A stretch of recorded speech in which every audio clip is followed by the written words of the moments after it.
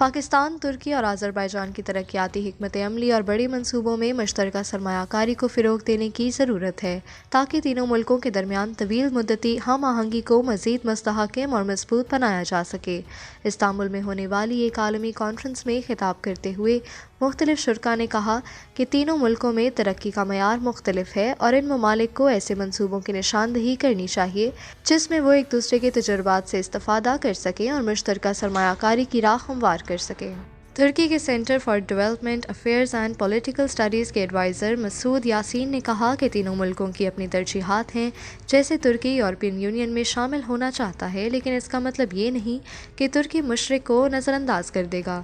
ترکی کا یورپی یونین میں شامل ہونا پاکستان، ایران، آذربائیجان اور خطے کے دیگر ممالک کے لیے فائدہ مند ہوگا۔ انہوں نے کہا کہ ترکی یورپ کا گیٹ وے ہے تو دوسری طرف پاکستان چین اور وسط ایشیائی ریاستوں تک جانے کے لیے بہترین راستہ ہے۔ آج وسائل سے زیادہ مارکیٹس اہمیت اختیار کر گئی ہیں۔ تینوں ملکوں کو اپنی مارکیٹس ایک دوسرے کے تاجروں کے لیے کھولنی ہوں گی۔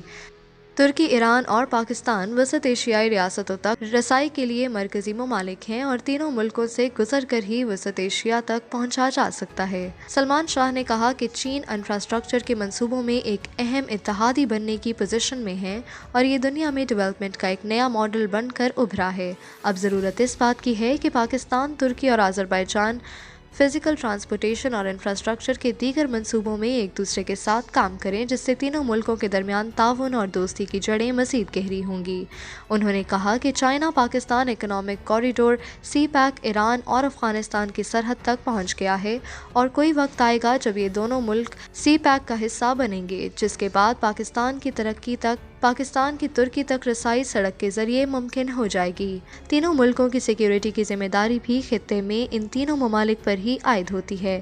آذربائیجان کے centre for economic and social development کے چیئرمین وقار بیراموف نے تینوں ملکوں کو خطے میں امن اور ترقی کے منصوبے شروع کرنے کی ضرورت پر زور دیا۔ امن و استحکام کے لیے تینوں ملکوں کے درمیان ریجنل ٹرانسپورٹیشن کوریڈور کی اہمیت سے انکار نہیں کیا جا سکتا۔